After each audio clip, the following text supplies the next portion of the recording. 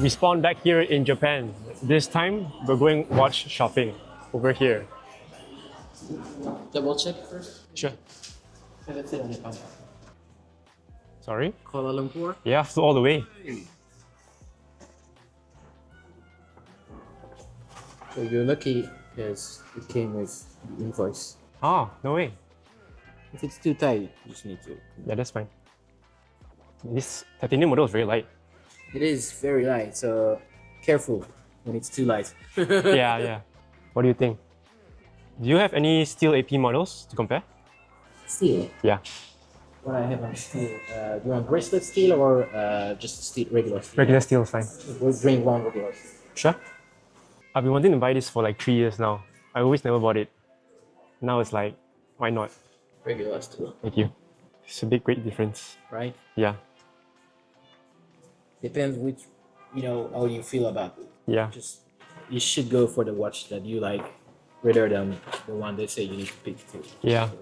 After all, you're wearing it, not there. I came because I saw the titanium model. Because if I wear this every single day, the whole day, it still might be a bit heavy, that's why. Titanium models are harder to come by. What do you think of this color? No. Blue? The blue dial is still nice. Do you guys happen to have any Nautilus here as well? What's that? Do you guys have any Nautilus? Notice I have one Nautilus over there. Nautilus or AP? Why? But this is nice. Only afraid of scratch. It's so clean, text included. Why not? Usually there's models where it's blue strap rubber. Omega watch. Nice also. There's more centers as well. There's the date just also. Ryan asked me to buy a date just instead. It's more liquid. If you get titanium AP, it doesn't really move fast if I want to sell it.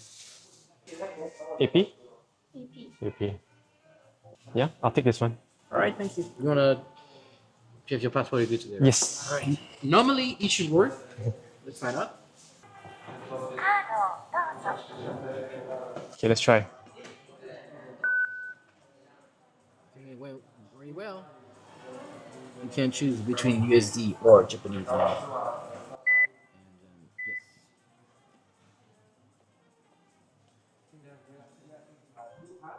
Yes. Aha! Very nice. So sometimes very no problem with the Apple Pay. Yeah. Sometimes it's pain in the ass. We just learned today. Thank you. I can be just for the watch. Yeah. Malaysian airline or Yeah, Malaysian airline. you want to wear the watch right now? I guess. Yes, please. I say in terms of durability, right? How will it compare to like a steel Nautilus? For example. Because let's say if I scratch it, let's say. Depend on the scratch, I guess. But like the worst is ceramic. You scratch, you're gonna cry. Titanium, it will be light, a little bit more harder to polish, but it's not like crazy thing to the. Yeah, the worst is ceramic. Got it. They're less homeless now. Shorts, Crocs, your back AP. A bit less homeless, but still homeless. The first of many. Really? Yeah, I hope so. The next one you want, you tell me. sounds no problem. I found it for cheap. Thank you so much for choosing us. All right, thank If you you. need anything, just Instagram or mail us. That's good. Thank you. Thank you, thank you, thank you. Terima kasih. Yeah, Terima kasih. trenches. We came to this restaurant. We were sold out. The update. We got the AP on now. First of many. I've been putting off buying a watch or a car for many, many years. Although dudes who will make money the first year and buy a Lambo, don't really make sense. Oh, so cute. Oh, you're so dirty. You gotta watch out on Chinese, bro. Alright, fellas, the next day in Osaka. I'm filming this on an iPhone. Cameraman is not here with me right now. We're at a really prestigious area. The trenches of the gym. With two machines, and a bunch of cardio equipment. But it's a hotel gym, can't complain, you know? At least I have something. So, what have we learned today? What is the value of this video? Good question. Let me do a set.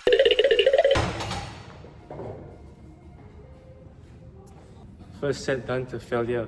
Since there's no one here to bring out with me today in this vlog, unfortunately I have to give you guys some random advice that I was thinking about.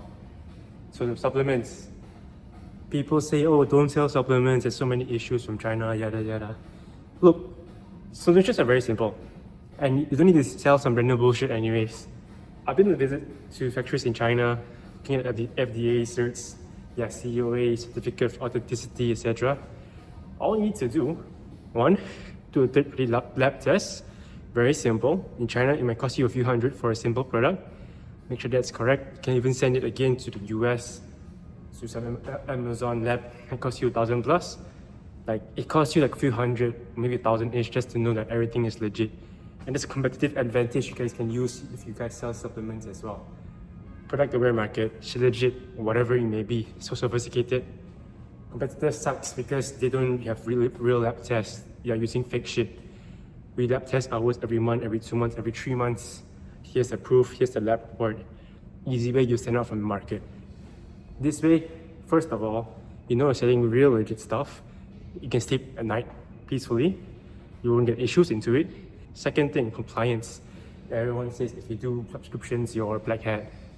If you have upfront pre-checked MRR, you're black hat. Not necessarily true. People keep giving you random ass advice on Twitter, on YouTube, wherever. Discord, people talk. Consult with an actual compliance lawyer first. You can do pre-check MRR compliance upfront. Of course, nothing can be hidden. Terms need to be upfront. How do you cancel? How often you get billed? Telling them upfront before they get billed again. Hey, we're gonna bill you in 3 days, 7 days, whatever it may be. That's all it takes to be compliant. Of course, take it with a grain of salt. Actually consult with a compliance lawyer. Real legit products, even though it's from China. Compliance lawyer solved. Compliance issue solved. Product authenticity solved. That's all it takes for you to sell supplements, bro. Doing it legit as well as a brand. It's really not that difficult. People have all these thoughts, oh, I'm not gonna sell you some bullshit or whatever, like bro, just test it. It's really not that hard. This way, people want to get into CPG's hot market as well. Here's another thing, okay? You don't necessarily need to do subscriptions on whatever product to make it big. I've met a few, 9-figure fashion brands that have done like 9 figures plus, and their return customer rate is like 50-60% on fashion. Insane, right? Of course, you can also combine it together. Fabletics, for example. I think I read somewhere to do like 70 mil or some shit, crazy stuff per month. It's mostly 9 figures per year anyways. They're modular subscriptions plus fashion together. I'm not sure what it is, if people scale very hard with fashion, very fast. But exiting it is a different story because you won't get as high multiples as CPG. Look at David Protein, Grants, for example. Crazy valuations if you do want to exit. But you could combine both, like I just said. As long as you do everything legit, like you can build a really good CPG brand like that.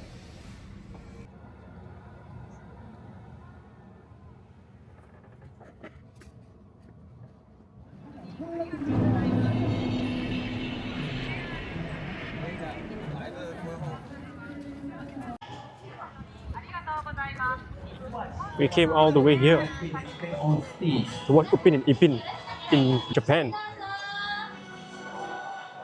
It's literally me in the trenches.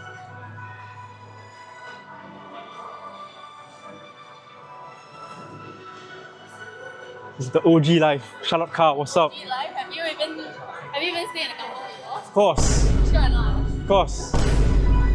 Yeah. I need to cook up some char kway teow now. And it tastes really bad. Since when? Yeah. You don't know the fine only, bro. Where? Tell me on that where. If not good, I'm going to judge you for the rest of your life. No problem. Yo, is that Roblox?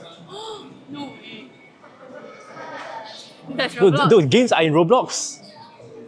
It's all coming to an end, Jack. Malaysia government is relying on Robux. That's the economy. My apartment should be somewhere there. Okay, I see it. I locked it in. We're worldwide, baby. Japan. I think that one there is my apartment. The other side? You see the one there? This building is my apartment. Alright, fellas, we're back. I meant to film earlier, there was way too many people, couldn't film. It was crazy. Shout out Malaysia though. We're back with a Sean Eng special. Shout out Japan, shout out food, shout out Skyline. So, if you've made it to this part of the video, you're wondering, where's the value? Good question. What if there is no value? My videographer did not come with me on this trip. He's busy slaving around, editing, shout out. Couldn't make it. It's just me you're stuck with now. If the content's not good, too bad. That's how it is. What I've noticed this week, I've had a lot of people reach out to me. I think it's the end of summer now. Everyone was too busy side questing. So right now, everyone is panicking. Oh, I need to shut down my store. I need to save my money. Like, bro, of course, store sales are going down because you were side questing in summer. Some dudes are stopping Ecom for a bit now to finish traveling in summer. And then guess what happens? October hits, they realize Q4, panic. Bro, you should have been planning Q4 like last month. And you're taking a break this month to travel. It's this cycle people go through where they only find solutions once everything starts failing. Instead of once everything is going good, they find more solutions to build more momentum and go higher. So people always go in these up and down waves. Right? I showed that in my previous video. If you're watching this now, Q4 prep should have started last month. You're telling me you want to travel, whatever, side quest, bad time. Dug it up, do it after Q4. At least like after BFCM, spend your holidays with your family, whatever. Black Friday, October, November, early December, just log in. Or you can just panic. It always happens every single year.